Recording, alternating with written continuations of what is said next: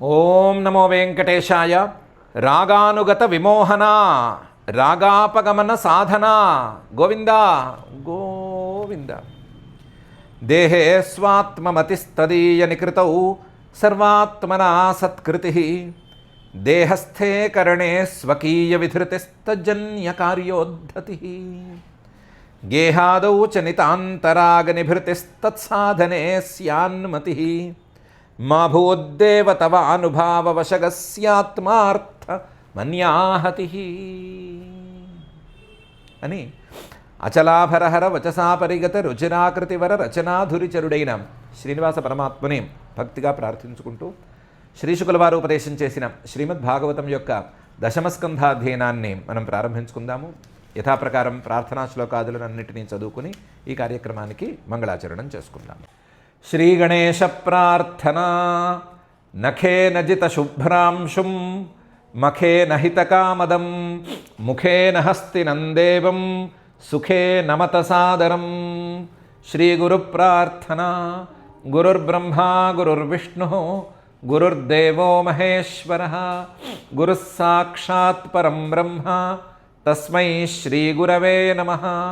శ్రీనివాస ప్రార్థనా ప్రత్యక్ష విషయాభాయ పరోక్షాఖ్యాననామినే ప్రత్యక్షరూపమానాయ శ్రీనివాసాయ తే నమః.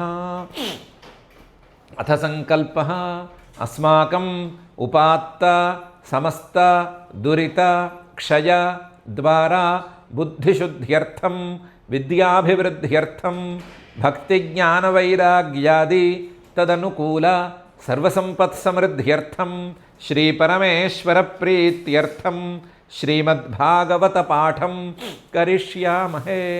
అస్య శ్రీమద్భాగవత స్తోత్ర మహామంత్రస్య నారద ఋషిః బృహతి ఛందః శ్రీకృష్ణః పరమాత్మా దేవత బ్రహ్మబీజం భక్తిశక్తి జ్ఞానవైరాగ్యే కీలకం అస్మాకం శ్రీమద్భగవత్ప్రసాదసిద్ధ్యర్థే పాఠే వినియోగః ధ్యానం నారాయణేన పురుషేణ చ పౌరుషేయం వ్యాసప్రసూతశుకభాషిత పౌరుషేయం సంసారఘోర ఘనధూర్హత పౌరుషేయం వేదాంతమాలపత భాగవతం ఋషేయం. శ్రీ గురుభ్యో నమః. వాతావరణం అంతా మంగళమయంగా ఉంది. కొత్తగా పెళ్ళైన దంపతులు దేవకీ వసుదేవులు రథమెక్కారు. వాళ్ళని ఇంటికి చేర్చటానికి సాక్షాత్తు రాజపుత్రుడు కంసుడే సారథిగా మారిడి రథంలో కూర్చున్నాడు. ప్రయాణ ప్రారంభానికి చిహ్నంగా మంగళవాద్యాలు మ్రోగినాయి, దేవదుందుభులే మ్రోగినాయి. దేవతలవి కాకపోయినా మనుషులైనా దుందుభులు మోగినాయి. మిగతా బాకాలు ఊదారు, శంఖధ్వని చేశారు. రకరకాలుగా మంగళ వాద్యాలన్నింటినీ వాయించి అక్కడంతా మంగళమయమైన వాతావరణం నెలకొల్పేటట్లు చేశారు. మంగళమయంగా ఈ ప్రయాణం ప్రారంభమైంది. ప్రయాణం కొంత దూరం సాగింది. ఇంతలో పథి ప్రగ్రహిణం కంసం ఆభాష్యాహ శరీరవాక్ అస్యాస్త్వామష్టమో గర్భో హంతాయాం వహసే బుధా. పథి మార్గంలో కొంచెం దూరం వెళ్ళంగానే ప్రగ్రహిణం, ఈ కంసుడేమో ఉత్సాహంగా గుర్రపు కళ్ళాలు పట్టుకుని రథాన్ని తోలుతున్నాడు, గుర్రాలని అదిలిస్తుంటే ఆ అదిలిస్తున్నటువంటి కంసం ఆభాష్య అశరీరవాక్, అశరీరవాణి పిలిచి ఒరే ఒరే ఒరే కంసుడా అని పిలిచింది. సంస్కృతంలో అయితే రే రే కంస అని పిలవాలి, అలా పిలిచింది. అశరీరవాణి సంస్కృతంలోనే మాట్లాడుతుంది, తెలుగులోనూ మరొక భాషల్లోనూ మాట్లాడదు. అందుకని రే రే కంస అని పిలిచింది. పిలిచి చెప్పింది, అస్యాస్త్వాం అష్టమో గర్భో హంత.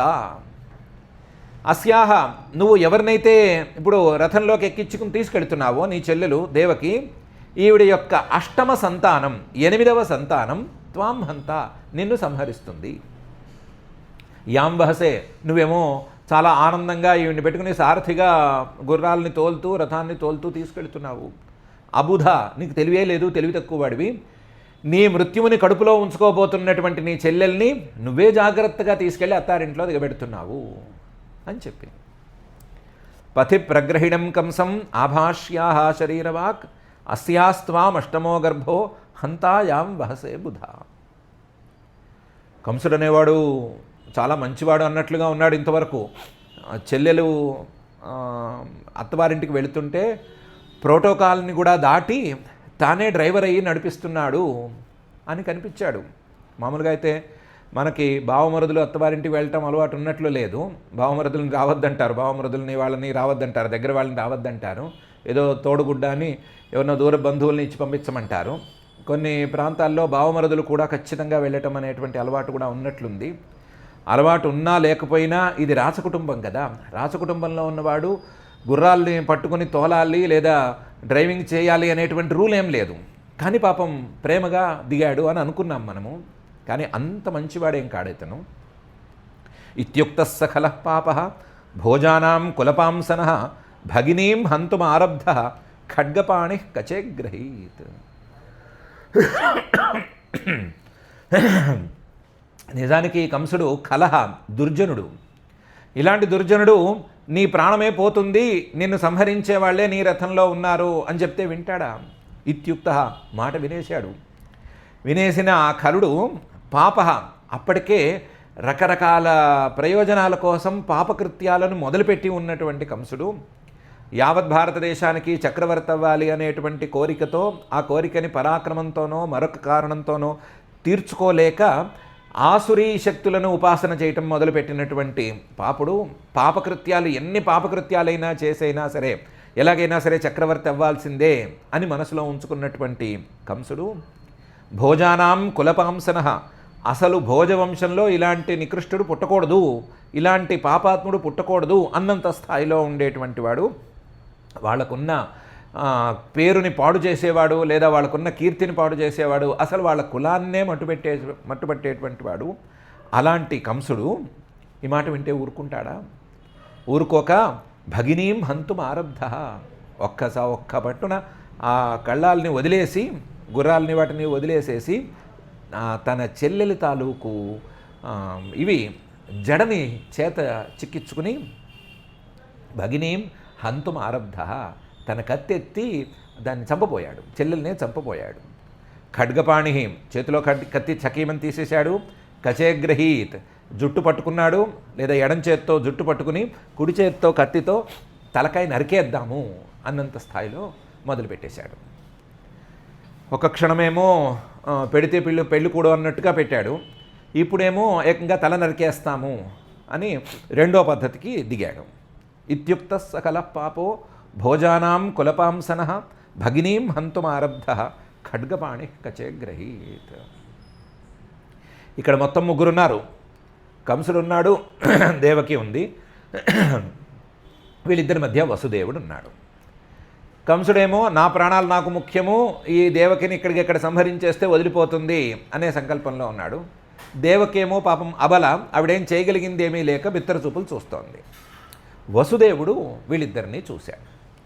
తం జుగుప్సిత కర్మాణం నృశంసం నిరపత్రపం వసుదేవో మహాభాగ ఉవాచ పరిశాంతమయన్.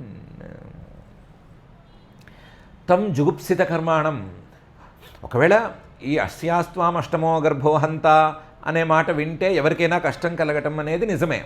కానీ అందుకోసం ఈవిడికి పుట్టబోయే 8వ సంతానం నన్ను సంహరిస్తుంది అనే మాట నట్టి పెట్టుకుని ఇప్పుడే పెళ్లి పీటల మీద నుంచి దిగినటువంటి నవవధువుని, సూర్య అని పిలుచుకున్నటువంటి నవవధువుని సంహరిస్తానంటే అర్థం ఏంటి? దానికి ఏం న్యాయం?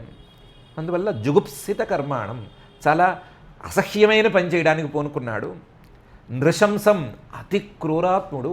నిరపత్రపం, సిగ్గు లజ్జ లాంటి భావాలు లేనివాడు.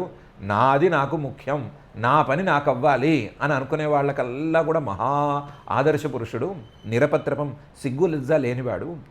అలాంటి వాడిని కంసుడిని చూసి వీడు సామాన్యంగా వదిలేట్లేడు, ఇదంతా గందరగోళం అయ్యేట్టుంది అని అనుకుని వసుదేవుడు మహాభాగ, చాలా మంచివాడు, గొప్పవాడు, గొప్ప జ్ఞాని, పరిస్థితుల్ని ఆకళింపు చేసుకుని వెంటనే సందర్భశుద్ధితో మాట్లాడగలిగినటువంటి సామర్థ్యం ఉన్నవాడు, మంచి చదువుకున్నవాడు లేదా మంచి విద్వాంసుడు, వీటన్నిటినీ మించి మంచి తత్వజ్ఞాని. ఆయన ఉవాచ, నోరు విప్పాడు. నోరు విప్పేటప్పుడు పరిశాంతమయన్, కాస్త కంసుణ్ణి చల్లబరిచేటట్లుగా, కంసుణ్ణి సాంత్వనపరిచేటట్లుగా, కంసుణ్ణి ఒకవైపు స్తుతి చేస్తూ మరొక వైపు నీలాంటి వాడు ఇలా చెల్లెల్ని హింసించకూడదు, చెల్లెల్ని సంహరించకూడదు అని చెబుతూ, నీలాంటి వాడు అసలు ఇలాంటి పనులకు పూనుకోకూడదు అని ఎక్కేస్తూ రకరకాలుగా ఉపపత్తులన్నీ చెప్తూ పరిశాంత్వయన్ కంసుణ్ణి చల్లార్చటానికి ఈయన మాటలు మొదలుపెట్టాడు. తం జుగుప్సిత కర్మాణం నృశంసం నిరపత్రపం వసుదేవో మహాభాగ ఉవాచ పరిశాంత్వయన్. ఏమని చెప్పాడు? వసుదేవ ఉవాచ శ్లాఘనీయ గుణశూరై భవాన్ భోజయశస్కర స కథం భగినీం హన్యాత్ స్త్రియముద్వాహ కర్మణి. వసుదేవుడు అన్నాడు, శూరై శ్లాఘనీయ గుణ, మహామహావీరులే నిన్ను పొగుడుతారయ్యా. ఎంతటి మహావీరులైనా సరే, అయ్యోయో కంసుడు ముందు మేమేమండి అని అంటారయ్యా. అంతటి మహావీరుడివి నువ్వు. శ్లాఘనీయ గుణశూరై భవాన్ భోజయశస్కర, భోజ కులానికే, భోజ వంశాలకే నువ్వు కీర్తిని తెచ్చిపెట్టేవాడివయ్యా. అలాంటి వాడివి సహా కథం భగినీం హన్యాత్, చెల్లెల్ని చంపటం ఏమిటయ్యా? చెల్లెల్ని తలకాయ తీసేస్తానంటం ఏమిటయ్యా? చెల్లెల్ని ఎవరైనా అలా చంపుకుంటారయ్యా? నీలాంటి శూరుడు, నీలాంటి కీర్తిని పెంచేటువంటి వాడు చెల్లెల్ని సంహరిస్తారయ్యా? అసలు స్త్రీనే ముట్టుకోకూడదంటారు కదా, స్త్రీనే హింసించకూడదంటారు కదా. స్త్రియం కథం హన్యాత్, స్త్రీలను ఎలా ముట్టుకుంటారు? ఆ స్త్రీలలో కూడా చెల్లెల్ని ఎలా ముట్టుకుంటారు? చెల్లెల్ని కూడా ఉద్వాహ కర్మణి, పెళ్ళి అయ్యి పెళ్లి పీటల మీద నుంచి ఇప్పుడే దిగింది, ఆ పిల్లని నువ్వెలా సంహరిస్తావయ్యా? నీకు ఇది తగుతుందా అని అడిగాడు. ప్రశ్న వేసినట్టున్నాడు కానీ ప్రశ్నలో అంతర్లీనంగా స్తుతి వాక్యాలు పెట్టాడు. శ్లాఘనీయ గుణశూరై భవాన్ భోజయశస్కర అని పెట్టాడు. ఇంకోవైపు అయ్యో పాపం, నీ స్త్రీ అబల, అందులోను నీ చెల్లెలు, అందులోనూ ఇప్పుడే పెళ్లిపీట మీద నుంచి దిగింది, ఇంకా కాళ్ళకి రాసిన పారాణి ఆరలేదు, అలాంటి దాన్ని నువ్వు ఎందుకు సంహరిస్తావు అని దేవకి మీద జాలి గలిపేటట్టు కూడా మాటల్ని ఇందులో కలిపాడు. శ్లాఘనీయ గుణశూరై భవాన్ భోజయశస్కర స కథం భగినీం హన్యాత్ స్త్రియముద్వాహ పర్వణి అని అన్నాడు.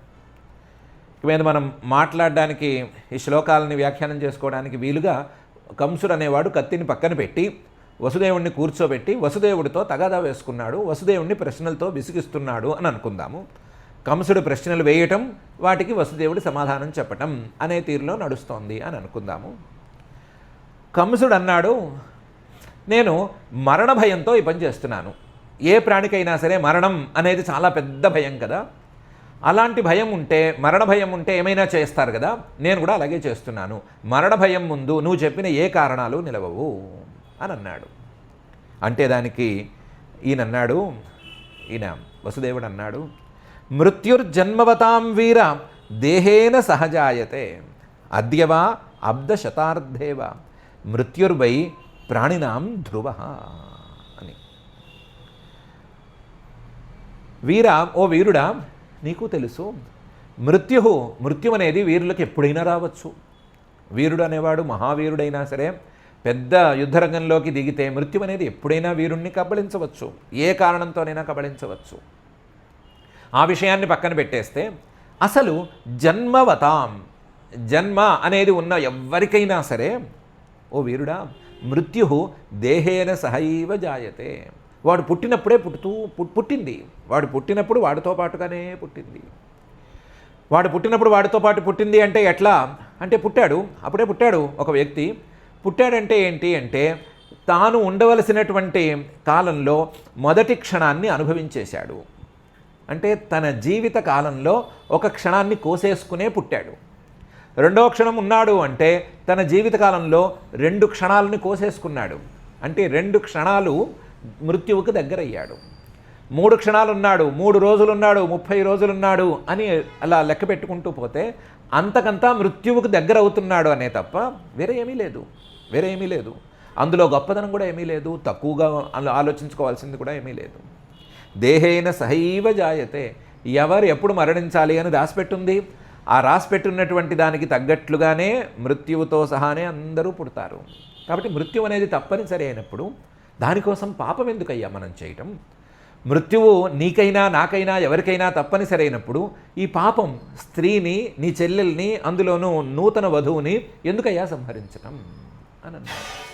మృత్యుర్జన్మవతాం వీర దేహేన సహైవ జాయతే అద్యవా అబ్దశతాంతేవా. అదేంటి వెంటనే వస్తుంది, అందులో ఏం విశేషం? లేదా అబ్దశతాంతేవా, 100 ఏళ్ల తర్వాత వస్తుంది, అందులో వచ్చేసింది? ఈరోజో లేదా 100 ఏళ్ల తర్వాత ఎప్పుడో ఒకప్పుడు మరణించవలసిందే అయినప్పుడు ఈరోజు వచ్చేస్తోంది కాబట్టి నేను ఈ రకంగా వ్యవహరిస్తాను, 100 ఏళ్ళు బతికే మాట అయితే ఇంకో రకంగా వ్యవహరిస్తాను అంటంలో ఏం న్యాయం ఉంది, ఏం తెలివి ఉంది?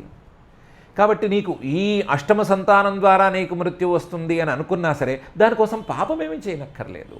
అద్యవా అబ్దశతాంతేవా, ఎప్పటికైనా మరణించవలసిన వాడివే కదా నువ్వు. మరణించవలసిన వాడివి ఏదో అష్టమ సంతానంతో మరణిస్తానని అనుకుంటే దానివల్ల బాధపడేది ఏముంటుంది? అద్యవా అబ్దశతాంతేవా మృత్యుర్వై ప్రాణినాం ధ్రువ. మృత్యువు అనేది ప్రాణమున్న ఏ జీవికైనా సరే ధ్రువం, ఖచ్చితంగా వస్తుంది, తప్పనిసరిగా వస్తుంది. ఇలా తప్పనిసరిగా వచ్చేటువంటి మృత్యువుకి భయపడి అనవసరంగా పాపం చేసుకోవటం అనేది ఎందుకు? అదే కదా తెలివి తక్కువతనము అని అన్నాడు. కంసుడితో అన్నాడు, కంసుడు పట్టించుకున్నాడో లేదో కానీ వినే మనం మాత్రం పట్టించుకోవాల్సినటువంటి స్థాయిలో ఉండే మాటనే అన్నాడు. అసలు మృత్యువు అనేది ఎవ్వరూ భయపడవలసినటువంటి అంశం కాదు. మృత్యువు మనతో పాటే పుట్టింది. మనం మృత్యువుకి క్రమక్రమంగా దగ్గర అవుతూ ఉన్నాము. ఎవరు ఎంత దగ్గర అయ్యారు అనేది ఎవ్వరికీ లెక్క తెలియదు. మేమేదో చాలా దగ్గరగా ఉన్నామని ఎవరు అనుకోక్కర్లేదు, మేము చాలా దూరంగా ఉన్నామని కూడా ఎవరు ధైర్యంగా ఉండక్కర్లేదు. ఎవరు ఎంత దగ్గర ఉన్నారు, ఎవరు ఎంత దూరంగా ఉన్నారు అనే మాట అనవసరం, దాని గురించి ఆలోచించక్కర్లేదు. మృత్యువు, ప్రాణులు వీళ్ళందరూ కలిసే ఉన్నారు. కలిసే ఉన్నప్పుడు ఆ మృత్యువు కోసమో మరొక దానికోసమో అనవసరమైన పాపాలు చేయటం అనేది అనవసరం, వ్యర్థం. ఆ పని చేయకూడదు అని మనలాంటి వాళ్ళకి, వినేవాళ్ళకి చాలా విలువైన మాట చెప్పాడు. సరే సరే సరే ఏమైనా సరే నువ్వు ఎన్ని చెప్పినా సరేనయ్యా, మృత్యువు అంటే నాకు భయము. మృత్యువు అంటే ఉన్న దేహాన్ని వీడి వెళ్ళిపోవటం కదా, అలాంటి మృత్యు అంటే నాకు భయము అని కంసుడు అన్నాడని అనుకుందాం. దానికి ఆయన చెప్తున్నాడు, వసుదేవుడు చెప్తున్నాడు, దేహే పంచత్వమాపన్నే దేహీ కర్మానుగో వశః దేహాంతరం అనుప్రాప్య ప్రాక్తనం త్యజతే వపుః అని. ఏంటి నీకేంటి భయం? నీ దేహాన్ని వీడవలసి వస్తుంది అని భయమా? దేహాన్ని వీడితే ఏం కష్టం? ఇంకో దేహాన్ని పట్టుకుంటూనే ఉన్నావు కదా. దేహి పంచత్వం ఆపన్నే, దేహే పంచత్వం ఆపన్నే. దేహంలో ఉండేటువంటి ఆత్మక మరణం లేదు కదా, దేహానికే కదా మరణం. దేహే పంచత్వం ఆపన్నే, ఈ దేహం అనేది మృత్యుగ్రస్తం అయిపోయినప్పుడు, ఈ దేహానికి ఒక మరణం అనేది సంభవించినప్పుడు దేహి, ఆ దేహంలో ఉండేటువంటి ఆత్మస్వరూపం కర్మానుగో వశః, తన కర్మల ప్రకారం అవశః, తన ప్రమేయం లేకుండానే దేహాంతరం అనుప్రాప్య, వెంటనే ఇంకో దేహాన్ని స్వీకరిస్తూనే ఉన్నాడు కదా. స్వీకరిస్తున్నప్పుడు ప్రాక్తనం త్యజతే వపుః, వెనకాల శరీరాన్ని వదిలిపెడితే మాత్రం తప్పేముంటుంది? దేహం వీడి వెళ్ళటం కష్టం అంటే ఇంకో దేహానికి వెళ్తున్నావు కదా. ఇంకో దేహానికి వెళ్తుంటే నీకేంటి ఇబ్బంది? నీకు కావాల్సింది దేహమే అయితే ఈ దేహం కాకపోతే మరో దేహం వస్తుంది, ఆ దేహాన్ని పట్టుకుని వెళ్ళాడు, ఇంకో దేహం వస్తుంది, దాన్ని పట్టుకుని వెళ్ళాడు. ఆ దేహం పోతుంది అని భయం నీకెందుకు? దేహాంతరం అనేది లేకపోతే ఈ దేహం తర్వాత మరో దేహం దొరకదు, నేను ఆ గాల్లో నిలబడాల్సి వస్తుంది అనే మాట ఉంటే నీ భయానికి అర్థం ఉంటుంది. అలా లేదు కదా.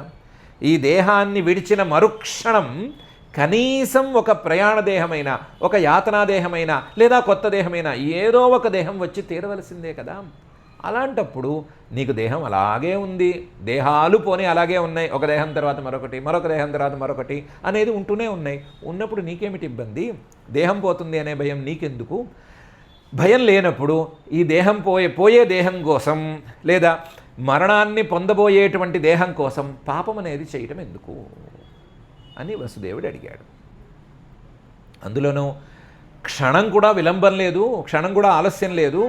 ఒక దేహాన్ని విడిచిపెడితే మరొక దేహాన్ని పొందటం అనేది ఆలస్యం లేకుండా సాగిపోతుంది. అలా సాగిపోయేటప్పుడు దేహాలు ఎప్పుడూ ఉండవలసి వచ్చినప్పుడు, దేహాలు ఎప్పుడూ ఉంటూ ఉన్నప్పుడు నీకెక్కడా ఇబ్బంది లేదు. చిన్న గీత కూడా రాదు, మధ్యలోనూ చిన్న గ్యాప్ అనేది కూడా ఉండనప్పుడు ఇలాంటి మరణానికి నువ్వు భయపడటం ఎందుకు? నీకు దేహం మీద ఇష్టం ఉంది అనే మాటను తీసుకుంటేనే మరణం అనే దాని గురించి నువ్వు భయపడటం ఎందుకు? భయపడి దానికోసం పాపం చేయటం ఎందుకు అని అడిగాడు. ఇది కూడా ఒకవేళ కంసుడిని తాకకపోవచ్చు, కానీ మనలాంటి వాళ్ళని తాకి తీరాలి. ఒకవేళ దేహం మీదే మనకు నిజమైనటువంటి ప్రేమ ఉండేవాటైతే ఇలాంటి దేహం మరొకటి రానేబోతోంది, అలాంటి దేహం ఇంకొకటి రానేబోతోంది. కాబట్టి దేహం మీద ప్రేమ కోసం పాపం చేయవలసిన అవసరం లేదు. దేహం మీద ప్రేమ అలాగే ఉంచుకోవచ్చు, దానికోసం పాపం చేసి ఇంకా దిగజారవలసినటువంటి అవసరం అయితే లేదు. ఈ దేహం మీద ప్రేమ దీనిలాగే ఉంచుకుని ఏదో దీంతో పుణ్యాలో మరొకటో మంచి పనులు చేసుకుంటూ, ఇంకో దేహం వచ్చింది దాంతో పుణ్యాలు మంచి పనులు చేసుకుంటూ, ఇంకో దేహం దాంతో మంచి పనులు చేసుకుంటూ హాయిగా ఉండొచ్చు కదా. ఈ దేహం మీద ప్రేమ అనే దాన్ని అడ్డం పెట్టుకుని దానికోసం పాపాలు చేయవలసిన అవసరం ఏముంది అని మనలాంటి వాళ్ళని తాకేటట్లుగానే వసుదేవుడు చక్కగా చెప్పాడు. దేహే పంచత్వమాపన్నే దేహీ కర్మానుగో వశః దేహాంతరం అనుప్రాప్య ప్రాక్తనం త్యజతే వపుః అని. దానికి 2 శ్లోకాల్లో ఉదాహరణలు కూడా చెప్పాడు. ఇలాగా వ్రజంస్తిష్టన్ పదైకేన యథైవేకేన గచ్చతి యథా తృణజలూకైవం దేహీ కర్మగతిం గతః అని. ఇప్పుడు మనిషి నడుస్తున్నాడని అనుకోండి, వ్రజన్ నడుస్తున్నాడు అంటే అర్థం ఏంటి అంటే, ఒక కాలు ఎత్తి మరొక కాలు మీద తన శరీర భారమంతా ఉంచి, ఎత్తిన కాలుని మరొక ప్రాంతంలో ఉంచి, ఆ కాలు మీద శరీర భారమంతా ఉంచి, ఇందాక అలాగే భూమి మీద నేల మీద ఉంచినటువంటి కాలుని మళ్ళీ పైకి లేపి దాన్ని మరొక చోట ఉంచి, ఇలా క్రమక్రమంగా ఈ క్రియల్ని మళ్ళీ చేసుకుంటూ తన శరీర భారాన్ని ఒక కాలు మీద ఉంచుతూ మరొక కాలుని తీసి పక్క చోటకి పెడుతూ వెళ్తూ ఉండటం అనేదే గమనం కదా. అదే కదా నడవటం అంటేను. కాలు ఎత్తటం, కాలు పక్కన పెట్టడం, ఇంకో కాలు మీద శరీర భారం అంతా ఉంచటం, మళ్ళీ ఇంకొక ఈ శరీర భారాన్ని ఉంచినటువంటి కాలుని ఎత్తి ఇంకో కాలు మీద భారాన్ని ఉంచి ఈ కాలుని ఇంకొక ప్రదేశంలో ఉంచటం, ఇలా ముందుకు సాగుతూ ఉండటం, ఇదే కదా నడవటం. తిష్టన్ పదా ఏకేన, ఒక కాలుతో నుంచునుంటూ ఒక కాలు మీద తన శరీర భారాన్నంతా ఉంచుతూ, యథా ఏకేన గచ్చతి, ఇంకొక కాలుతో ముందుకెళ్తాడు. అలాగే ఇక్కడ కూడా అంతేను. ఒక శరీరం మీద భారమంతా ఉంచి ఇంకొక శరీరాన్ని పొందబోతూ ఈ శరీరాన్ని వదిలిపెట్టేస్తాడు. ఈ కాలుని ఎత్తేసినట్లుగా, గత కాలుని ఎత్తేసి కొత్త కాలు మీద భారం పెట్టినట్లుగా ఈ శరీరం మీద తనకు ఉండేటువంటి అభిమానాలన్నింటినీ తీసేసి కొత్త శరీరం మీద అభిమానాలను ఉంచేస్తాడు. ఇదే కొత్త శరీరాలకు వెళ్ళటం లేదా కొత్త జన్మలను పొందటం అని అనుకోవచ్చు. మనిషి నడవటం అనేది ఏ ప్రక్రియలో సాగుతుందో అలాగే మనిషి జన్మల కొద్దీ సాగుతూ ఉండటం అనేది కూడా అదే ప్రక్రియలో నడుస్తుంది. వ్రజన్ తిష్టన్ పదైకేన యథైవేకేన గచ్చతి. ఇదేదో పెద్ద వీలుగా లేదు అని అనుకుంటే, సరిగ్గా అర్థం కావట్లేదు అని అనుకుంటే, ఒకసారి పిక్చర్ చూసుకున్నా లేదా ఇమాజిన్ చేసుకున్నా తెలిసిపోతుంది. పోని బాగాలేదు అని అనుకుంటే, సరిగ్గా అర్థం కావట్లేదని అనుకుంటే, యథా తృణజలూక, ఇది బృహదారణ్యకోపనిషత్తులో చెప్పిన ఉదాహరణే. తృణజలూక, గడ్డి మీద పాకేటువంటి చీమ లాంటి పురుగు. ఇది ఏం చేస్తుంది అంటే, మొత్తం దానికి 4 కాళ్ళు ఉంటాయి. ముందరి కాళ్ళతో కొత్త గడ్డి పరకని గట్టిగా పట్టుకుని బ్యాలెన్స్ అనేది వచ్చింది అని అర్థమైన తర్వాత, ఇంకా భయమేం లేదు నేను పడిపోను అని అర్థమైన తర్వాత, వెనక కాళ్ళతో అంతవరకు పాత ఇంకో పరకని పట్టుకుని ఉంటుంది కదా, దాన్ని వదిలిపెడుతుంది. అప్పుడు కొత్త దాని మీద బ్యాలెన్స్ వస్తుంది. ఇప్పుడు వెనకాల కాళ్ళని ఇలా వెతికి చూసుకుంటుంది, దానికి ఏదో దొరుకుతుంది, ఆ ఆలంబనాన్ని పట్టుకుని మళ్ళీ కొత్త దాని మీదకి వెళుతుంది. కొత్తది అని వెళుతుంది. కొత్త దాన్ని పట్టుకునేటప్పుడు పాతదాన్ని పూర్తిగా వదిలిపెట్టదు, కొత్త దాని మీద గ్రిప్ వచ్చిన తర్వాతే పాతదాన్ని వదిలిపెడుతుంది. యథా తృణజలూక ఏవం, అదేవిధంగా దేహి కర్మగతిం గతః, దేహమున్నటువంటి జీవుడు కూడా ఒక శరీరాన్ని విడిచిపెట్టేటప్పుడు కొత్త శరీరాన్ని దృష్టిలో ఉంచుకుని కొత్త శరీరాన్ని పట్టుకునే ఈ శరీరాన్ని విడిచిపెడతాడు. దాన్ని ఉపపాదన చేయడం కొంచెం సంక్లిష్టం. ఉదాహరణలో చాలా చక్కగా ఉంటుంది, కానీ జీవుడి విషయంలో ఉపపాదన చేయడం కొంచెంగా సంక్లిష్టంగా ఉంటుంది. జీవుడు ప్రయాణ సమయంలో తాను జన్మంతా చేసుకున్నటువంటి కర్మల తాలూకు సంస్కారాలని ఒక్క క్షణంలో పనిచేయించుకోగలుగుతాడు. ఆ సమయంలో అతనికి అలా పనులు చేస్తాడు, పనిచేస్తాయి సంస్కారాలు. ఆ సంస్కారాలు కనుక మంచి సంస్కారాలు అయితే మంచి సంస్కారాలన్నీ ఒక్కసారి భగ్గుమని మండుతాయి లేదా గుప్పును వెలుగుతాయి. ఆ వెలిగితే ఆ సంస్కారాల ఫలితంగాను చేసుకున్న మంచి కర్మల యొక్క ఫలితంగాను ఇతనికి జన్మాంతరంలో ఉన్నవి ప్రారబ్ధ కర్మలు వీటన్నిటినీ ఒక్కసారి బేరీజు వేసుకుని పరమాత్మ ఇతనికి రాబోయే జన్మని ఒక్క క్షణం పాటు అలా కళ్ళ ముందు కదిలేటట్లు చేస్తాడు. మామూలు జీవులైతే వాటిని గుర్తుపట్టలేరు, వాటిని కనిపెట్టలేరు. ఎందుకంటే వాళ్ళ శరీరాలు, వాళ్ళ వ్యవహారాలు, ఇంకా ఈ జీవితంలో ఏదో మిగిలిపోయింది అనేటువంటి ధ్యాస, తపన వీటిల్లో మునిగిపోతారు. మనం అనుకున్నటువంటి మంచి సంస్కారవంతులు, మంచి కర్మలు చేసుకునే వాళ్ళు, మంచి ఉపాసనలు చేసుకునేవాళ్ళు వాళ్ళైతే కనుక దాన్ని కనిపెడతారు. కనిపెట్టి దాన్ని ఓహో నాకు ఈ జన్మ రాబోతోంది అని అర్థం చేసుకుని ఆ దృష్టితో ఉంటారు. ఆ దృష్టితో ఉంటే కనుక ఏ దృష్టి మీద వాళ్ళకి బుద్ధి నిలిచిందో ఆ జన్మ వాళ్ళు పైన పొందగలుగుతారు, ఆ జన్మను పొందగలుగుతారు. ఇంకొంచెం సమర్థులైతే కనుక ఆ భావనని కాస్త పెంచుకోగలుగుతారు, ఎక్కువసేపు ఆ భావన ఉండేటట్లు ఉంచుకోగలుగుతారు. భావనా దీర్ఘీభావ అని దానికి పేరు. ఆ భావనా దీర్ఘీభావం గనక వాళ్ళకు సాధ్యపడితే ఆ భావనలో మొత్తం ఆ జన్మంతా ఎలా ఉండాలి అని డిజైన్ చేసుకోగలుగుతారు. అలా వాళ్ళకి వెళ్ళిపోతుంది. ఈ భావన అనేదాన్నే తృణజలూకా దృష్టాంతంతో శృతి చెప్తోంది. జీవుడు ఈ శరీరాన్ని విడిచిపెట్టేటప్పుడు ఆ భావనలో ఒకసారి కాలు మోపి ఆ భావన నుంచి శరీరానికి మారుతున్నాడు. మధ్యలో మారబోయేటువంటి సమయంలో ఉండేటువంటి అతి స్వల్పమైనటువంటి ఈ భావన, అతి స్వల్పంగా సూక్ష్మంగా ఉండేటువంటి భావన ఒక శరీరం నుంచి మరొక శరీరానికి గెంతేటట్లు చేస్తోంది. ఇది తృణజలూకా దృష్టాంతం ద్వారా అందుకోవలసింది. యథా తృణజలూకా ఏవం దేహీ కర్మగతి గతః. అయితే ఆ భావన కర్మగతిని దాటి వెళ్ళదు. వీళ్ళు చేసుకున్న ఈ జన్మంతా చేసుకున్న మంచి పనులను దాటి వెళ్ళదు. చాలా అందులో కాంప్లికేషన్స్ ఉంటాయి. వాటన్నిటినీ నిర్ణయించడానికి సర్వజ్ఞుడైన పరమేశ్వరుడు ఒక్కడే సమర్థుడు. మరెవ్వరి వ్యవహారము, మరెవ్వరి మాటలు అక్కడ పనిచేయవు. ఇది ఇలాగా అది అలాగా అనే ప్రశ్నలకి సమాధానం చెప్పేవాళ్ళు దొరకరు. చేయవలసిందంతా ఈ జన్మంతా మంచి పనులు చేసుకుంటూ ఏదో నామోచ్చారణో లేకపోతే సత్కర్మలో లేదా వైదికమైన కర్మలో ఉపాసనలో ఏదో ఒకటి చేసుకుంటూ కాలక్షేపం చేయగలగటం అనేది ఒక్కటే చేయగలరు. అది తప్ప చేయగలిగింది, ప్రశ్నించగలిగింది లేదు. కానీ అది ఉంది కదా. అది ఉన్నప్పుడు ఈ భావనలో ఒక జన్మ తాలూకు దేహం తాలూకు పిక్చర్ రావటము, వచ్చిన తర్వాత ఆ దేహానికే లేదా ఆ జన్మకే వెళ్ళటం, ఇవన్నీ జరుగుతున్నాయి కదా. జరుగుతున్నప్పుడు పై దేహం తప్పనిసరి అయినప్పుడు ఈ దేహం కోసం ఏదో పాపం చేయాల్సిన అవసరం ఏముంది అని వసుదేవుడు కంసుడిని అడుగుతున్నాడు. వ్రజం తిష్టన్ పదైకేన యథైవేకేన గచ్చతి యథా తృణజలూకైవం దేహీ కర్మగతిం గతః అని. కంసుడికి భావం సరిగా అందిందో అందలేదో కానీ మనకు మాత్రం అందాలి. జన్మంతా ఏం చేయాలి అంటే ఎలాగూ తప్పనిసరిగా ఉండేటువంటి పై జన్మకు ఏం చేయాలో అది చేయాలి. పైన జన్మే లేదు అనే స్థాయిలో ఉన్న వాళ్ళని గురించి మనం మాట్లాడుకోనక్కర్లేదు. సామాన్యుల గురించి, మనలాంటి వాళ్ళని గురించి మాట్లాడితే పై జన్మ బాగుండాలి అని ఉంది కదా. పై జన్మ బాగుండాలి అంటే ఏం చేయాలి? జన్మంతా మంచి పనులు చేసుకోవాలి. మంచి పనులు చేసుకుని మంచి సంస్కారాలను పెంచుకొని ఆఖరి క్షణాల్లో ఆ సంస్కారాలు గుప్పును వెలిగేటట్లు ఏమైనా దారి చూసుకోవాలి. దాన్ని చూసుకోవాలి. కానీ ఈ దేహం మీద నాకేదో ప్రేమ ఉంది, ఈ దేహం మీద ప్రేమ కొద్దీ నేను ఏదో పాపాలు చేస్తాను అంటే అర్థమేముంటుంది? ఈ దేహం ఈరోజు దేహం, రేపు రాబోయే దేహం అది కూడా బాగుండాలి కదా. ఈ దేహం బాగున్నట్టే ఆ దేహం కూడా బాగుండాలి కదా. ఈ జన్మ బాగున్నట్టే ఆ జన్మ బాగుండాలి కదా.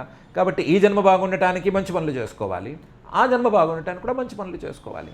అంతే తప్ప మధ్యలో పాపాలు చేస్తాను, చెప్పిన పనులు చేయను అంటే దానికి అర్థమేముంటుంది అని వసుదేవుడు చెప్పినటువంటి భావం మనకు ఖచ్చితంగా తాకుతోంది. ఇంకో దృష్టాంతం కూడా తీసుకొచ్చాడు, వేదాంత దృష్టాంతం. కొంచెం సంక్లిష్టంగాను, అన్వయాలు ఇవన్నీ క్లిష్టంగాను ఉండేటట్టుగా, కొంచెం అతన్ని కంసుడిని మెస్మరైజ్ చేసేటట్లుగా ఒక దృష్టాంతం తీసుకొచ్చాడు వసుదేవుడు. స్వప్నే యథా పశ్యతి దేహమీదృశం మనోరథేనాభినివిష్టచేతనః దృష్టశ్రుతాభ్యాం మనసానుచింతయన్ ప్రపద్యతే తత్కిమపి హ్యపస్మృతి. ఒక కళ వచ్చిందయ్యా నీకు స్వప్నే, యథా పశ్యతి దేహమీదృశం, ఆ కళలో నీకున్న దేహం లాంటి మరొక దేహం ఉంది. స్వప్నం దేహం ఈదృశం.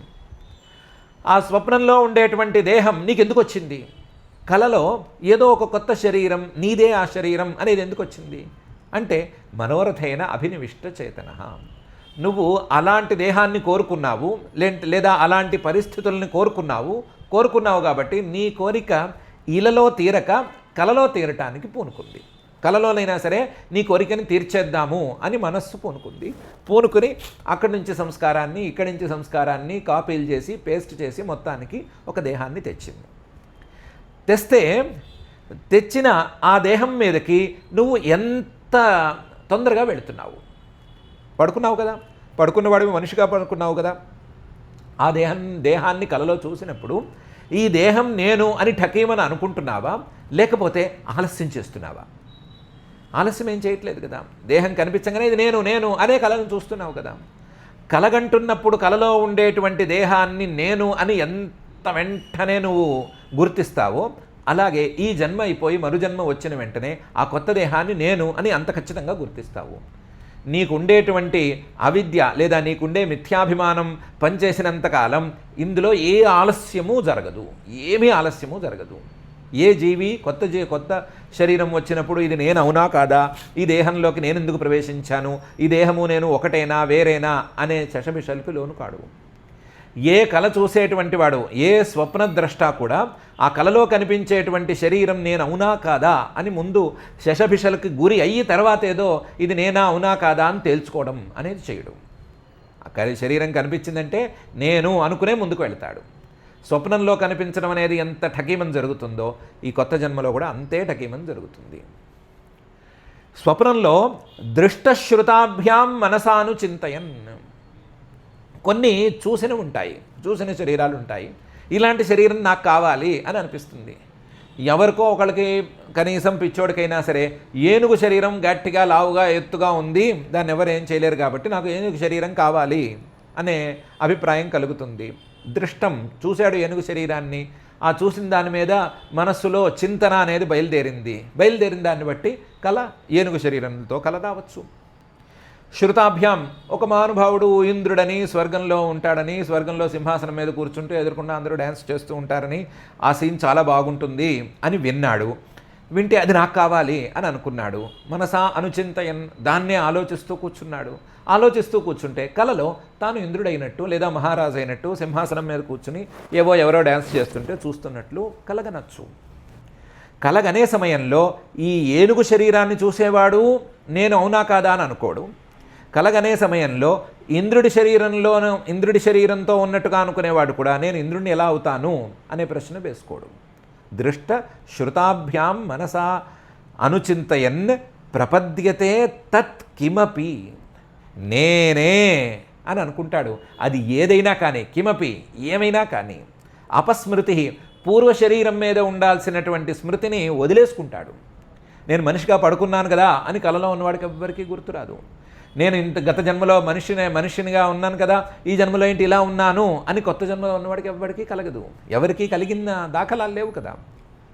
కాబట్టి దేహం నుంచి మరొక దేహానికి వెళ్ళినప్పుడు ఇందులో ఆలస్యం అనేది జరగదు. నేను అవునా కాదా అనే సందేహము రాదు.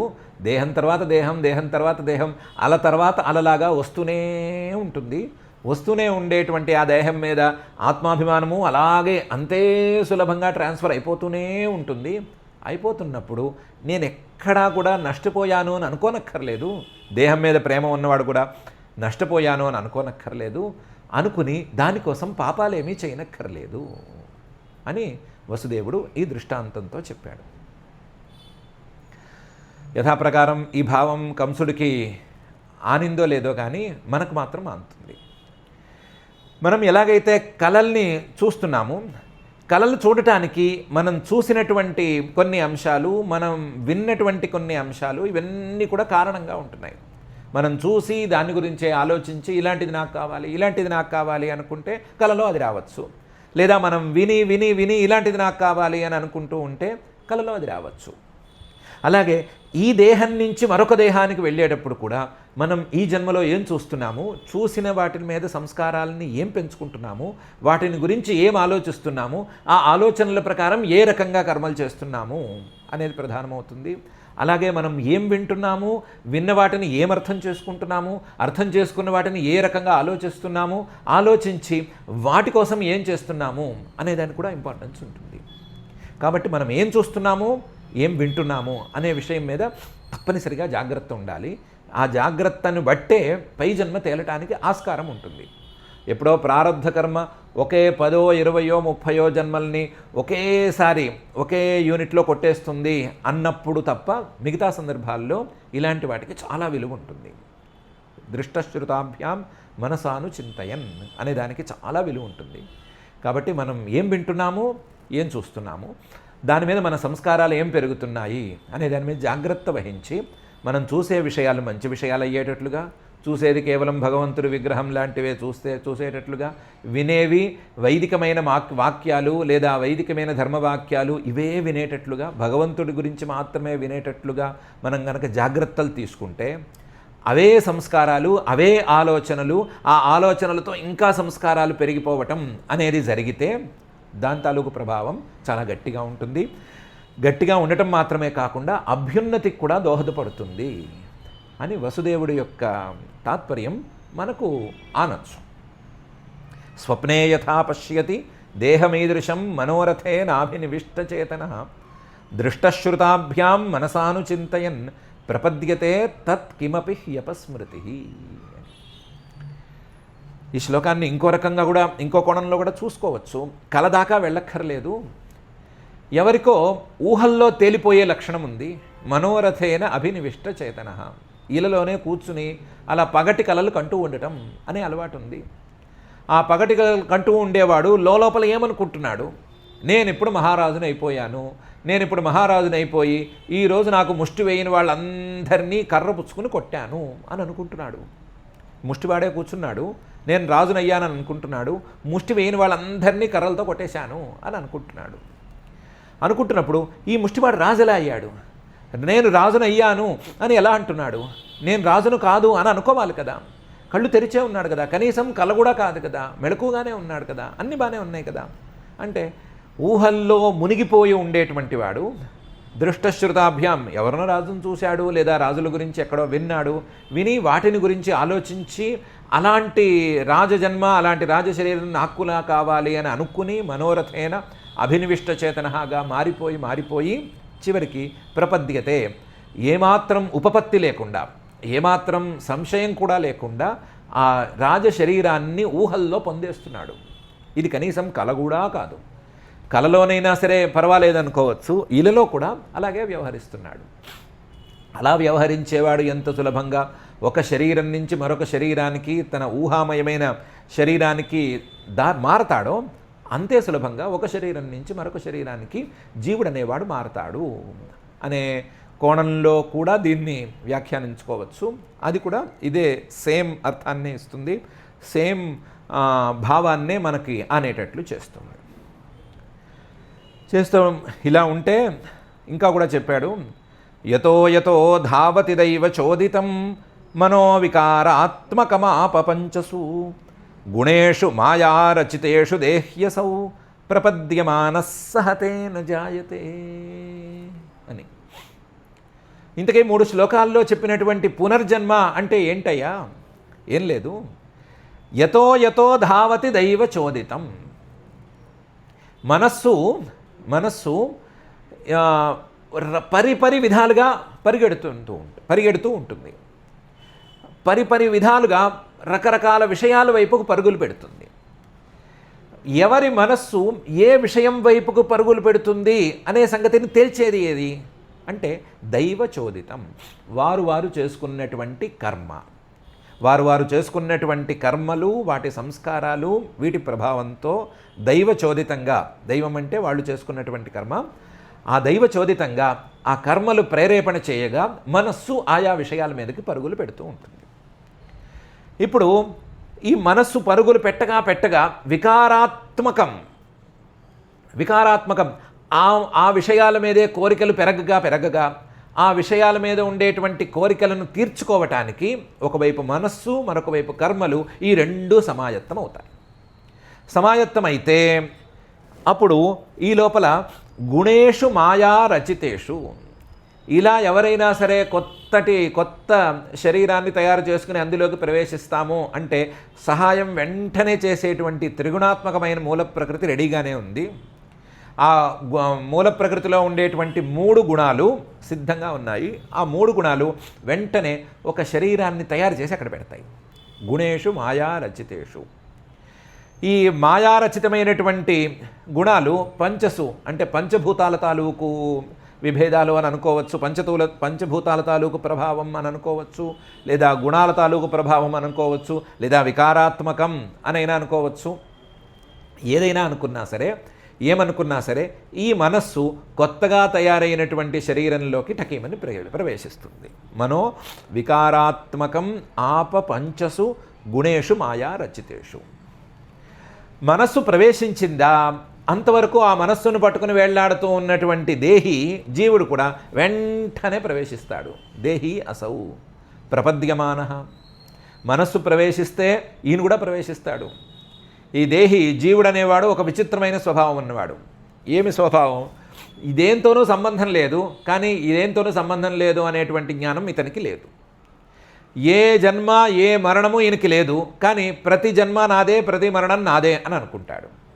ఏ మనస్సుతోనూ, ఏ శరీరంతోనూ, ఏ వికారంతోనూ, ఏ గుణంతోనూ, ఏ మాయతోనూ సంబంధం లేదు, కానీ ప్రతిదీ నాదే అని అనుకుంటాడు. ప్రతిదీ నాదే అనుకోవడం మాత్రమే కాకుండా ప్రతిదీ నాకు కావాలి అని కూడా అనుకుంటాడు.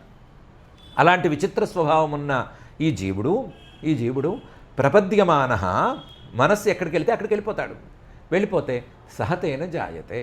మనస్సు కొత్త శరీరంలోకి ప్రవేశించటమే జన్మ అని అనుకుంటే మనస్సుకి అది జన్మ అని అనుకోవలసిన పరిస్థితిలో ఉండగా ఈ మనస్సుతో కూడినటువంటి జీవుడు కూడా నాకే జన్మ అని అనుకుంటాడు. నేను ఫలానా సమయంలో పుట్టాను అని రాసుకుంటాడు జీవితం అంతాను. యతో యతో ధావతి దైవచోదితం మనో వికారాత్మకమాపపంచసు గుణేషు మాయా రచితేషు దేహ్యసౌ ప్రపద్యమానః సహతేన జాయతే. ఇదే కొత్త జన్మ. ఇది చాలా సింపుల్గా జరిగిపోతుంది. ఎవరో మహావైరాగ్యవంతులు లేదా అసలు బంధం ఏంటి, మోక్షం ఏంటి అని అనుకుని ఆలోచన చేసేవాళ్ళు, వాళ్ళు ఆలోచిస్తే వాళ్ళకి కష్టం కలగాలేమో, కానీ సామాన్యులకి ఎవరికి ఇది కష్టం కలిగించనక్కర్లేదు. చాలా సింపుల్గా అయిపోతుంది. మనస్సు హాయిగా మనస్సు ఇక్కడి నుంచి ఎగిరి అక్కడికి వెళ్ళటం, మనస్సు ఎగిరిందంటే మనస్సుతో పాటు జీవుడు కూడా అక్కడికి ఎగిరి వెళ్ళటం, ఆ ఎగిరి వెళ్ళటంలో ఏమాత్రం ఆలస్యం లేకపోవటం, అలాగే ఉండటం, ఏమీ ఇబ్బంది లేకపోవటం.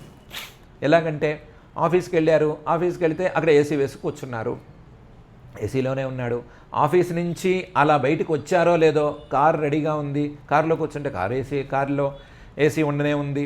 కారులో ఏసీలో కూర్చుని ఇంటికి వచ్చేసారు, ఇంటికి వస్తూనే ఇంటి నిండా సెంట్రలైజ్డ్ ఏసీ ఉంది కాబట్టి మళ్ళీ ఏసీలోకి ప్రవేశించారు. ఏసీ తప్ప మరొక ఇదే లేదు అసలు.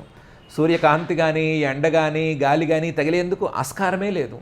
ఆఫీస్ కూడా సెంట్రలైజ్డ్ ఏసీ ఉన్నదే కాబట్టి అక్కడి నుంచి బయటికి వస్తే మెట్లు దగ్గర నుంచి ఎంత దూరం ఆ ఏసీ తాలూకు చల్లగాలి శరీరాన్ని విడిచిపెట్టక ముందే కారులో కూర్చోవడం అవుతుంది కదా. అలాగే ఇక్కడ కూడా శరీరం నుంచి శరీరానికి, శరీరం నుంచి మరొక శరీరానికి మారిపోవటం అనేది చాలా సులభంగా అయిపోతుంది. దానికోసం ప్రత్యేకించి పాపాలైతే చేయనక్కర్లేదు అని వసుదేవుడు చెప్పాడు. యతో యతో ధావతి దైవచోదితం మనో వికారాత్మకమాపపంచసు గుణేషు మాయా రచితేషు దేహ్యసౌ ప్రపద్యమానః సహతేన జాయతే. వసుదేవుడు చెప్పినటువంటి ఈ అంశాన్ని కంసుడు గ్రాస్ప్ చేసుకోగలడో లేదో కానీ మనం మాత్రం గ్రాస్ప్ చేసుకోవాలి. ఎలా అంటే ఏదైనా ఒక జన్మ వస్తోంది అంటే, లేదా ఒక కొత్త శరీరం పుడుతోంది అంటే దానికి కారణాలు ఏవేవి ఉన్నాయి, ఆ కారణాల్లో ఏ కారణం మీద మనం పట్టు సాధించగలము అని ఆలోచించుకోవాలి. ఏమేం కారణాలు ఉన్నాయి అంటే 3 గుణాలు పనిచేస్తున్నాయి. మాయా గుణాలు, దాన్ని మనం ఏం చేయలేము. గుణేషు మాయా రచితేషు అంటే ఏం చేయలేము. లేదా పంచభూతాలు అవి పనిచేస్తున్నాయి, వాటి మీద మనకు పట్టు లేనే లేదు. అవేదో ఒక రూపాన్ని ధరిస్తున్నాయి, వాటిని మనం మార్చలేము. అవి రూపాన్ని ధరించిన తర్వాత కూడా చిన్న చిన్న మార్పులు కూడా చేయలేము. అక్కడ కూడా మనకి ఇది లేదు. మనం పట్టు చూసుకోవాల్సిందల్లా మనస్సు ఎక్కడెక్కడికి పోతోంది, అలాగే ఆ మనస్సుతో లేదా ఆ మనస్సును ప్రధానంగా ఉంచుకుని ఏమేం పనులు చేస్తున్నాము, ఏమేమి సత్కర్మలు చేస్తున్నాము అనే దాని మీద దృష్టి ఉంచుకోవాలి. ఇది కూడా జన్మలకి ఒక కారణం. ఎందుకంటే 3 గుణాలు ఉన్నాయి, పంచభూతాలు ఉన్నాయి, ఇవి అందరికీ సమానం. అందరికీ సమానమైనవి ప్రత్యేకించి ఒక మనిషికి కావాల్సిన ఒక శరీరాన్నే ఎందుకు ఒక రకంగానే తయారు చేస్తాయి అంటే దానికి ఏదో అసాధారణంగా ఒక కారణం ఉండాలి కదా. ఆ అసాధారణ కారణం వాళ్ళు చేసుకున్నటువంటి కర్మలు, దానికి కూడా అసాధారణ కారణం వాళ్ళ యొక్క మనస్సు, దాని యొక్క ప్రవృత్తి. ఈ మనస్సు, ప్రవృత్తి, కర్మలు, వీటి మీద మనకి ఆ పట్టు తాలూకు అవకాశం ఉంది. పట్టు సాధించవచ్చు. మనస్సును సక్రమంగా ఉంచి ఆ మనస్సు యొక్క ఆలోచనలతో చేసేటువంటి కర్మల మీద గనక మనం పట్టు సాధించి మంచి కర్మలు చేసుకుంటే ఆ అసాధారణమైన శరీరం బాగుండేందుకు అవకాశం ఉంది. ఎక్కడైనా సరే అసలు మరి ఒక శరీరం రాకుండా ఉండటానికి కూడా అవకాశం అయితే ఉంది. కాబట్టి ఎవరైనా ముందు తమ మనస్సు మీద పట్టు సాధించాలి. మనస్సు తాలూకు ఆలోచనలు సవ్యంగా సాగాలి. ఆ మనస్సు తాలూకు ఆలోచనలతో నడిచేటువంటి కర్మలన్నీ సత్కర్మలు అవ్వాలి అని వసుదేవుడు చెప్తున్నాడు. దాన్ని మనం అర్థం చేసుకోగలము. కంసుడు అర్థం చేసుకునే పరిస్థితిలో ఉన్నాడో లేదో తెలియదు, కానీ మనమైతే దాన్ని ఈ విధంగా మనం గ్రహించుకోగలము. ఆ గ్రహణతో ఉండేటువంటి ఈ శ్లోకాలన్నీ 4 శ్లోకాల్లో ఇలా దేహాత్ దేహాంతర ప్రాప్తి అనే దాన్ని గురించి చెబితే కంసుడు అన్నాడు, నిజమేనయ్యా, దేహాత్ దేహాంతర ప్రాప్తి అనేది చాలా సులభం, చాలా సింపుల్గా వెళ్ళిపోతుంది, ఎక్కడా ఇబ్బంది ఏమీ లేదు. కానీ నాకు ఈ దేహం మీద ప్రేమ ఎక్కువ. ఈ దేహం పోవటం అనే దాన్ని నేను ఒప్పుకోలేను. ఈ దేహాన్ని నేను విడిచిపెట్టలేను. ఈ దేహం మీద ప్రేమ ఎక్కువ కాబట్టి కొత్త దేహం వస్తే రాని, రాకపోతే పోని నాకు సంబంధం లేదు. ఈ దేహాన్ని విడిచిపెట్టుకునే ఏ పనైనా నేను చేయను. అలా విడిచిపెట్టుకునే పని వస్తే గనక నేను దాన్ని అడ్డుకుంటాను అని అన్నాడు అని అనుకుందాం. అప్పుడు ఆయన చెప్తున్నాడు, జ్యోతిర్యథైవోదక పార్థివేశ్వద సమీర వేగానుగతం విభావ్యతే ఏవం స్వమాయా రచితేష్వసౌ పుమాన్ గుణేషు రాగానుగతో విముహ్యతి అని. ఈ శరీరం మీదే నీకు ప్రేమ ఉంది అనే దానికి అర్థం లేదు, అది మీనింగ్లెస్. ఎందుకంటే జ్యోతి యథైవ ఉదక పార్థివేషు, ఒక నీటి పాత్ర ఉంది, నీటితో నిండిన పాత్ర ఉంది, లేదా ఒక గిన్నెలో నీళ్లు పోసాం. ఆ నీటిలో పోసినటువంటి గిన్నెలో లేదా నీటితో నింపిన గిన్నెలో నీళ్లలో సూర్యుడో చంద్రుడో ప్రతిబింబించారు. జ్యోతిర్ యథైవ ఉదక పార్థివేషు. లేదంటే గిన్నె నూనె పోసామని అనుకుందాం. నూనెలో మొహం చూసుకోమంటారు కదా, అలా నూనె పోసాము. నూనె పోసిన ఆ నూనెలో సూర్యుడో చంద్రుడో ప్రతిబింబించవచ్చు. జ్యోతి యథైవ ఉదక పార్థివేషు అద. ప్రతిబింబించినటువంటి ఆ సూర్యుడి మీద, ప్రతిబింబం మీద సమీర వేగానుగతం గాలి తగిలింది. గాలికి అది చిన్న చిన్న అలల్లాగా కదిలింది. మనకి చెరువు, సముద్రము అయితే గాలికి తగిలినటువంటి అలలు స్పష్టంగా కనిపిస్తాయి. ఇక్కడ కూడా గాలి తగులుతుంది, గాలికి ఇది కూడా కదులుతుంది. కదిలితే చిన్నపాటి అలలు వస్తాయి. ఆ అలలు మనకు కూడా తెలుస్తాయి, స్పష్టంగా తెలియకపోయినా తెలుస్తాయి. తెలిసినప్పుడు కదిలింది నూనె లేదా కదిలింది నీరు, దాంతోపాటుగా లోపల ఉండేటువంటి ప్రతిబింబం కూడా కదిలింది. సమీర వేగానుగతం విభావ్యతే ఏవం స్వమాయా రచితేష్వసౌ పుమాన్.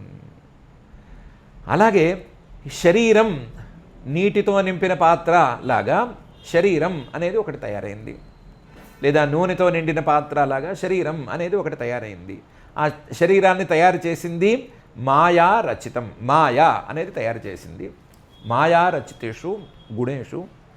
అసలు అది శరీరం అనేది ఒకటేం చెప్పకూడదు, మాయ తాలూకు గుణాలు. మాయ తాలూకు గుణాలే కలిసికట్టుగా కనిపిస్తే శరీరం అని ఒకటి అని అనిపిస్తుంది. అది ఒకటి తయారైంది. తయారైతే పుమాన్ గుణేషు రాగానుగతో విముహ్యతి. ఎట్లాగైతే గాలి తగిలితే ఆ లోపల ఉండేటువంటి ప్రతిబింబం కదిలింది అని అనుకుంటున్నాము, అలా కదలటానికి ముందు ఆ నీటిలోనో ఆ నూనెలోనో ప్రతిబింబం ఏర్పడింది అని అనుకుంటున్నాము, అలాగే ఈ శరీరంలో కూడా ఈ జీవుడి తాలూకు ప్రతిబింబం అనేది ఒకటి ఏర్పడింది. ఏర్పడటం మాత్రమే కాకుండా రాగం తాలూకు వేగానికి, అంటే ఈ కామక్రోధాదుల యొక్క వేగానికి ఇది ఇటు అటు కదులుతూ కూడా ఉంది. ఇటు అటు కదులుతూ ఉండటం అంటే ఏంటంటే, ఇటు కదలటం అంటే ఇవన్నీ నాకు ఇష్టం అని అనుకోవటం, అటు కదలటం అంటే ఇవన్నీ నాకు ఇష్టం లేదు అని అనుకోవటం అనే కదలికలకు కూడా లోనవుతోంది. నిజానికి ఈ రాగానుగత లేదు, గుణేషు లేదు, అందులో ఈ ప్రతిబింబం లేదు, ఏమీ లేదు. విముహ్యతి, కేవలం మోహం, అజ్ఞానం మాత్రమే, భ్రమ మాత్రమే ఉంది. నాకు ఫలానా దేహం ఇష్టం లేదా ఫలానా వస్తువు ఇష్టం అంటే అది భ్రమే తప్ప మరొకటి కాదు. అది భ్రమే తప్ప మరొకటి కావటానికే వీల్లేదు. ఒకవేళ కనుక ఇష్టం అనేది నిజమైతే, ఇష్టం అనేది నిజంగా భ్రమతో వచ్చినటువంటి నిజమే అయితే అందరికీ ఇష్టంగానే ఉండాలి. అందరికీ ఇష్టంగా ఒకటి లేదు. ఒక్కొక్కరికి ఒకటి ఇష్టం. కుక్కకు ఒకటి ఇష్టం, నక్కకు ఒకటి ఇష్టం, మనిషికి ఒకటి ఇష్టం, ఇంకోటికి ఇంకోటి ఇష్టం. కాబట్టి ఇష్టాలు మారుతున్నాయి అంటే అది భ్రమే అవ్వాలి తప్ప మరొకటి కావటానికి వీల్లేదు. కాబట్టి ఇది కేవలం భ్రమేనయ్యా నీకు. ఈ శరీరం నాకు చాలా ప్రియమైంది, ఈ శరీరాన్ని విడిచి నేను ఉండలేను అని అనుకోవటం నీకు భ్రమ మాత్రమేనయ్యా. భ్రమ తప్ప మరొకటి లేదు. కాబట్టి ఈ భ్రమతో కూడినటువంటి శరీరం మీద ప్రీతితో నువ్వు పాపాలను చేస్తానంటాం ఏమాత్రం న్యాయం అనేది ఆలోచించుకో అని వసుదేవుడు అన్నాడు.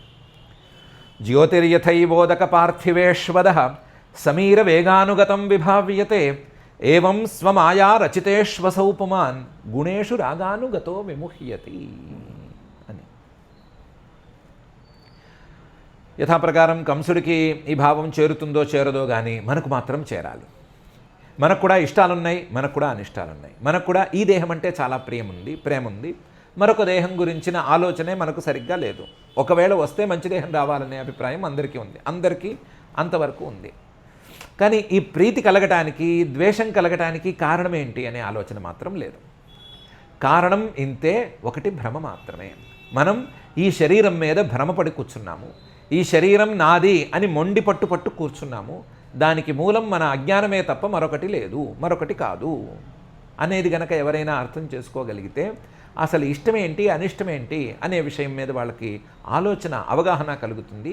కలిగిన తర్వాత మార్పు తప్పనిసరిగా వస్తుంది అని వసుదేవుడు చెప్పదలుచుకున్నటువంటి విషయం. ఇంకా లోతుగా వెళితే గనక ఇవన్నీ నిజమైతే కదా వీటి మీద ఇష్టము, ఇవన్నీ నిజమైతే కదా కొన్నిటి మీద కోపము లేదా కొన్నిటి మీద ద్వేషము. ఇవి నిజాలే కానప్పుడు ఇష్టము ఎందుకు, ద్వేషము ఎందుకు?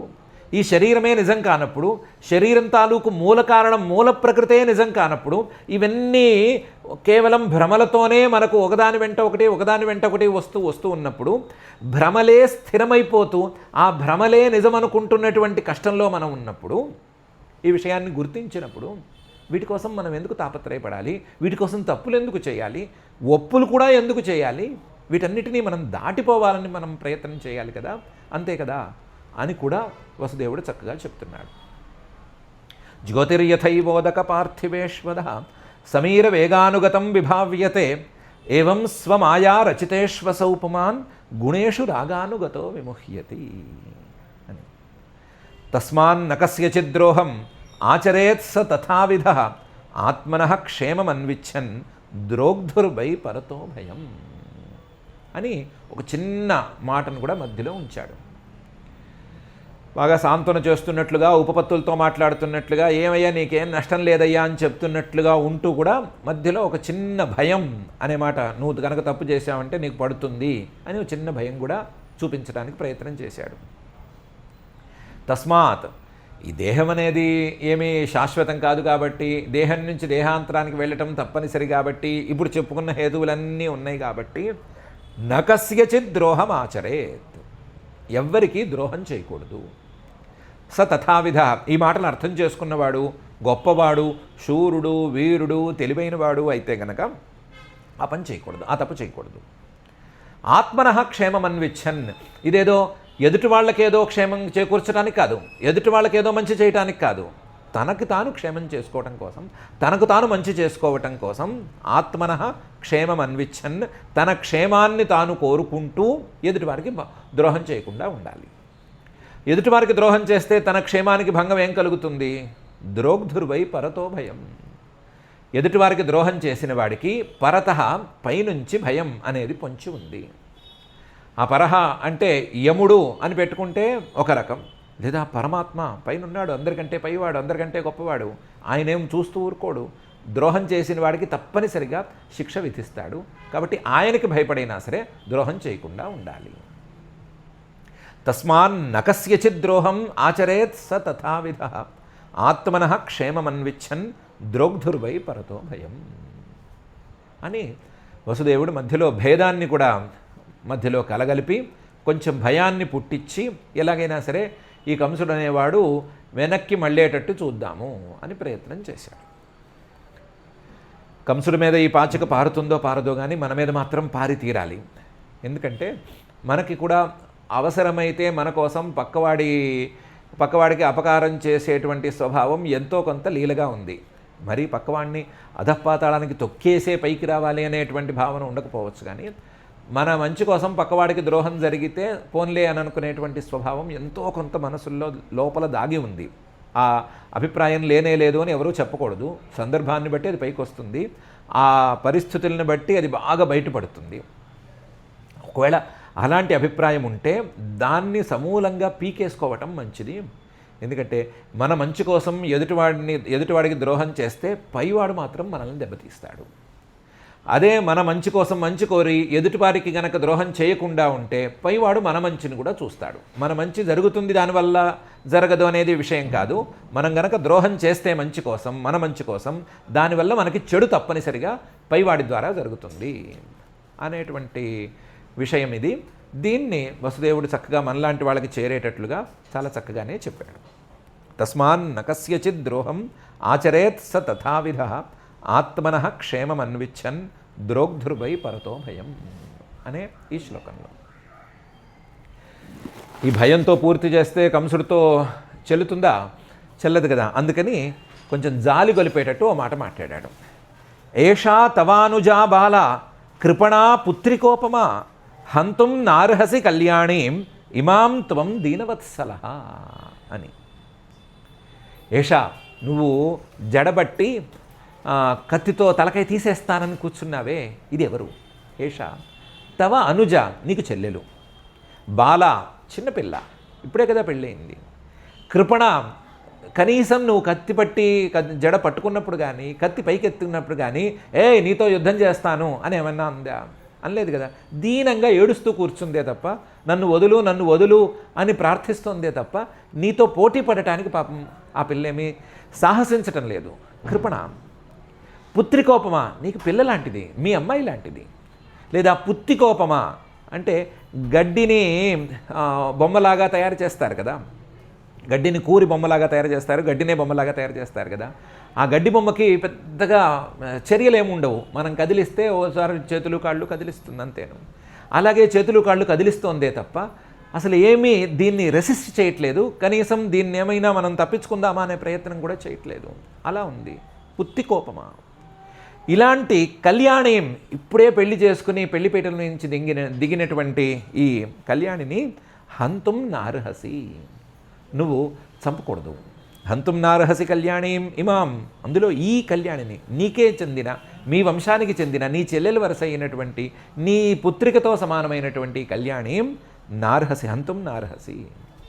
త్వం దీనవత్సలః, ఎవరైనా జాలిగా నీ దగ్గరకు వస్తే వాళ్ళకి నువ్వు ఉపకారాలు చేస్తావు కదా, ఎవరైనా జాలిగా నీ దగ్గరకు వస్తే వాళ్ళ కష్టాలను నువ్వు పోగొడతావు కదా, నువ్వు మంచివాడివి కదా, అలాంటి మంచివాడివి ఈ పని ఎందుకు చేస్తావు, నువ్వు చేయవద్దు అని కంసుడికే స్పష్టంగా చెప్పాడు. ఏషా తవానుజా బాలా కృపణా పుత్రికోపమా హంతుం నార్హసి కళ్యాణీం ఇమాం త్వం దీనవత్సలః అనే ఈ శ్లోకంలో. ఈ శ్లోకం కంసుడికే డైరెక్ట్గా చెందాలి. మనలాంటి వాళ్ళకి ఇందులో ఏమీ పెద్దగా ఇది లేదు, సంబంధం ఏం లేదు.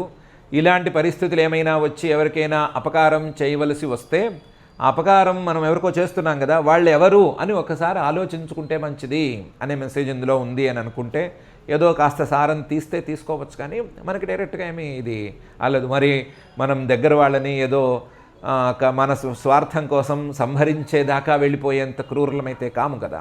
కాబట్టి మనకి అంటకపోవచ్చు.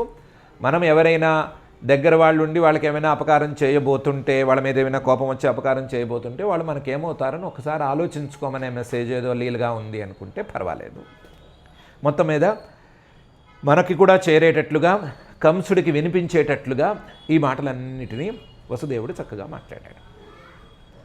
తర్వాత ఏం జరిగింది అనేది భవిష్యత్తు, అది భవిష్యత్ కాలంలో మనం చూసుకోవాల్సినటువంటి అంశము. ఇప్పుడు వసుదేవుడు ఏం చెప్పాడు అనే విషయాన్ని మనం కూలంకషంగా చర్చించుకున్నాం కాబట్టి దాని గురించి కూడా ప్రత్యేకించి మనం మళ్ళీ మాట్లాడుకోనక్కర్లేదు. వసుదేవుడు చెప్పినటువంటి ప్రతి పాయింట్ని జాగ్రత్తగానే మనం పట్టుకున్నాము, దాన్ని కూడా పెద్దగా ఆలోచించుకోనక్కర్లేదు. చూసుకోవలసినటువంటి అంశం వరకు ఇంతే. మనకు ఏమాత్రం అభిమానాలున్నాయి, మనకు ఏమాత్రం ప్రేమలున్నాయి, మనకు ఉండేటువంటి దేహప్రీతి ఎలాంటిది, దానికి మూలం ఏంటి, దానికోసం మనం చేసే పాపాలు ఏమిటి, ఆ పాపాలను మానుకోవటం కోసం మనస్సుని అలాగే మన సత్కర్మలని నియంత్రించడం కోసం మనం ఏం చేయాలి అని మాత్రమే మనం చూసుకోవాలి. చూసుకుంటే సరిపోతుంది. మనం ఎంతో కొంత జాగ్రత్తగా ఉండి ఉంటాము ఈ విషయం మీద. ఇంకా కూడా మరింత జాగ్రత్తగా మనల్ని ఉంచి మన మనసులు, మన సత్కర్మలు ఇవన్నీ కూడా మంచి దారిలో వెళ్ళేటట్లుగాను, మన జన్మలన్నీ మంచి దారిలో వెళుతూ ఆ జన్మల నుండి జన్మరాహిత్యం వరకు మనం వెళ్ళేటట్లుగాను అనుగ్రహించవలసిందిగా ఆ అచలాభరహర వచసా పరిగత రుచిరాకృతివర రచనాధురిచరుడైన శ్రీనివాస పరమాత్మని భక్తిగా ప్రార్థించుకుందాము. ఆ ప్రార్థనతోనే ఈ కొన్ని శ్లోకాల పారాయణ కార్యక్రమం చేసుకుందాం. అథ శ్రీమద్భాగవతే పారమహంస్యాం సంహితాయాం దశమస్కంధే ప్రథమాధ్యాయే శ్లోకాః. పథి ప్రగ్రహిణం కంసం ఆభాష్యాః శరీరవాక్ అస్యాస్త్వామష్టమో గర్భః హంతాయాం వహసే బుధా ఇత్యుక్తః సఖలః పాపః భోజానాంకులపాంసనః భగినీం హంతుమారబ్ధః ఖడ్గపాణిః కచే గ్రహీత్ తంజుగుప్సితకర్మాణం నృశంసం నిరపత్రపం వసుదేవో మహాభాగః ఉవాచ పరిసాంత్వయన్. వసుదేవ ఉవాచ శ్లాఘనీయగుణశూరైః భవాన్ భోజయశస్కరః సకథం భగినీం హన్యాత్ స్త్రియముద్వాహ పర్వణి మృత్యుర్జన్మవతాం వీర దేహేన సహ జాయతే అద్యవాబ్దశతాంతేవ మృత్యుర్వై ప్రాణినాం ధ్రువః దేహే పంచత్వమాపన్నే దేహీ కర్మానుగో వశః దేహాంతరమనుప్రాప్య ప్రాక్తనంత్యజతే వపుః వ్రజంస్తిష్ఠన్ పదైకేన యథైవైకేన గచ్చతి యథా తృణజలూకైవం దేహీ కర్మగతిం గతః స్వప్నే యథా పశ్యతి దేహమీదృశం మనోరథేనాభినివిష్టచేతనః దృష్టశ్రుతాభ్యాం మనసానుచింతయన్ ప్రపద్యతే తత్కిమపి హ్యపస్మృతిః యతో యతో ధావతి దైవచోదితం మనోవికారాత్మకమాపపంచసు గుణేషు మాయారచితేషు దేహ్యసౌ ప్రపద్యమానః సహతేన జాయతే జ్యోతిర్యథైవోదకపార్థివేష్వదః సమీరవేగానుగతం విభావ్యతే ఏవం స్వమాయారచితేష్వసౌ పుమాన్ గుణేషు రాగానుగతో విముహ్యతి తస్మాన్న కస్యచిద్రోహం ఆచరేత్ స తథావిధః ఆత్మనః క్షేమమన్విచ్చన్ ద్రోగ్ధుర్వై పరతో భయం ఏషా తవానుజా బాలా కృపణా పుత్రికోపమా హంతుం నార్హసి కళ్యాణీం ఇమాం త్వం దీనవత్సలః इति श्रीमद्भागवते पारमहंस्यां संहितायां दशमस्कन्धे प्रथमाध्याये श्लोकाः। अथ क्षमा प्रार्थना। यदक्षरपदभ्रष्टं मात्राहीनं च यद्भवेत् तत्सर्वं क्षम्यतां देव नारायण नमोऽस्तु ते। अथ भगवत्समर्पणं कायेन वाचा मनसेन्द्रियैर्वा बुद्ध्यात्मना वा प्रकृते स्वभावात् करोमि यद्यत् सकलं परस्मै नारायणायेति समर्पयामि। अथ लोकक्षेमप्रार्थना। सर्वे भवन्तु सुखिनः सर्वे सन्तु निरामयाः सर्वे भद्राणि पश्यन्तु मा कश्चित् दुःखभाग् भवेत्। अथ मङ्गलं श्रियः कान्ताय कल्याणनिधये निधयेऽर्थिनां श्रीवेङ्कटनिवासाय श्रीनिवासाय मङ्गलम्।